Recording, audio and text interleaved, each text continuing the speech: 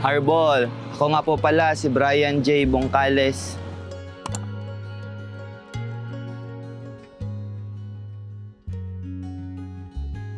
Actually, nagkaroon ako ng interest sa meditation dahil sa kalungkutan. Gusto ko makalabas sa kalungkutan ba? Kasi dati na-experience ko na meron na ako nung mga gusto din ng iba ba?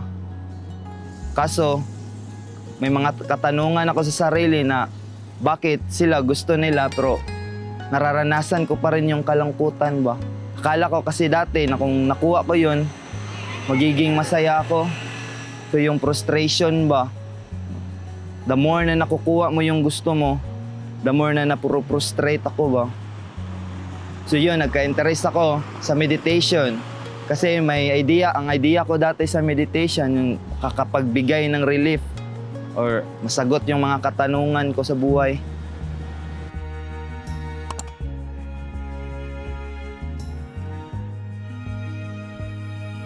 Dati, nung hindi pa ako nagpa-practice ng meditation, kung ano-ano na lang yung ginagawa ko sa buhay ba. Travel, gawa ng crafts, akyat ng bundok,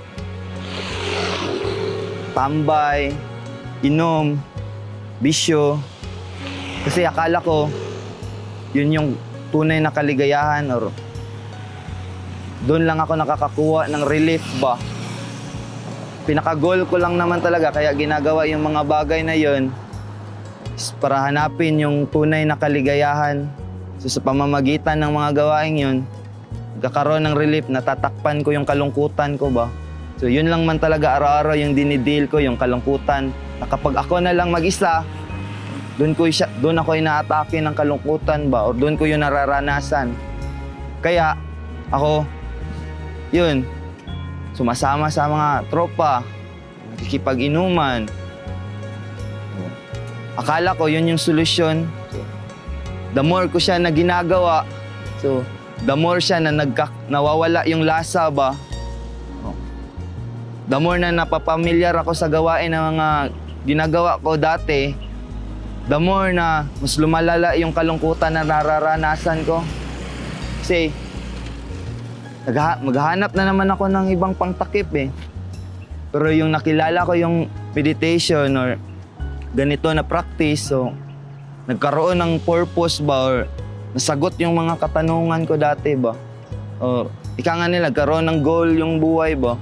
Nalaman ko na hindi pala tayo yung katawan o ritong material na katawan ba. So, dati, ginagawa ko, naghahanap ako ng mga bagay na para ma-enjoy yung katawan ba, ma-enjoy yung mga senses, yung bibig, yung tenga, yung mata, yung ilong, or kahit yung pandama, lahat ng pandama.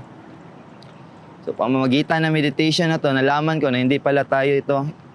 Tayo pala isang spiritual na nilalang ba na nasa loob ng katawan. Once na nalaman daw natin yun, or yung nalaman ko na hindi ako yung katawan, biglang nagbago yung pananaw ko sa buhay ba. Yung dati na gusto ko na ako yung pagsilbihan,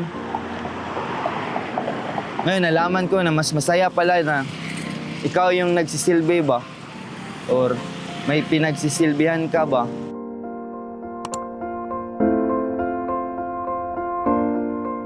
Actually, yung meditation, wala man talaga siyang rules. Araw-araw, nagme-meditate naman tayo. For example, yung pag nagugutom ka, nagme-meditate tayo sa pagkain. So, yung ganito na practice, yung meditation practice, Nilalagyan lang natin ng mas mataas na trabaho yung isipan natin ba? Kasi yung isipan natin, minsan, siya yung dahilan ng ating mga kalungkutan or frustration, depress. Kasi kung ano-ano na lang yung mga ino-offer sa atin ng isipan ba? So sa meditation, malalaman natin, marirealize natin na hindi tayo yung isipan. So yung meditation na ito, di mo man kailangan ng lugar na maganda. So anytime, pwede mo siyang gawin habang naglalakad, nakasakay ka ng jeep, nasa kwarto ka, nag-outing, or kahit anong mga bagay, nasa work. So, yun.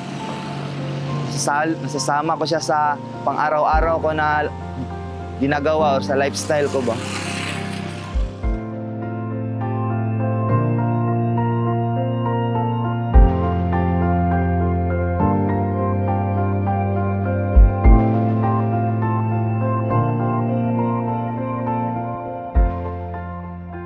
Haribol, iniimbitahan ko kayo na mag-practice sa ganitong meditation. Personally, so malaki yung tulong sa aking sarili. So gusto ko din na sana masubukan nyo.